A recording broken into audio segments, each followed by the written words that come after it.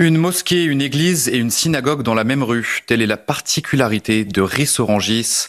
Dans cette ville de l'Essonne, les trois religions cohabitent dans la paix et après les attaques du Hamas, le rabbin et l'imam avaient réuni leurs fidèles, deux religieux très engagés, mais aussi de vieux amis. Le reportage de Fabrice Elsner avec le récit de Michael Dos Santos, regardez.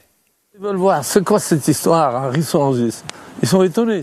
L'imam et le rabbin de Ris-Orangis sont presque surpris par notre présence. Pourtant, leur situation est inédite.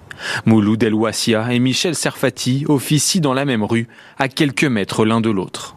Vous m'avez appelé tout à l'heure. Je vous ai raté. Les deux hommes sont également proches dans la vie.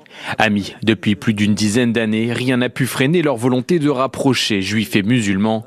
Pas même la guerre entre Israël et le Hamas, qu'ils évoquent sans tabou. Quand des enfants meurent, est-ce qu'on va chercher leur religion? Ce sont des anges.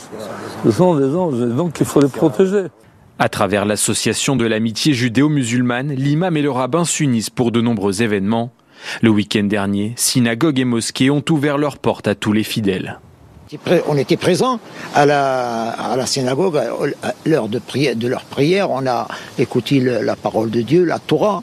Une fraternité que l'imam souhaite voir s'étendre dans le pays. Nous demandons pour les autres villes prennent l'exemple de nous pour qu'ils se mettent d'accord entre les synagogues et les mosquées et l'église, de prendre un exemple de nous. Cette union entre les communautés, le rabbin tente de l'inculquer aux plus jeunes. Des ateliers, des sorties pour mettre fin aux préjugés et aux discriminations, vivre dans la paix.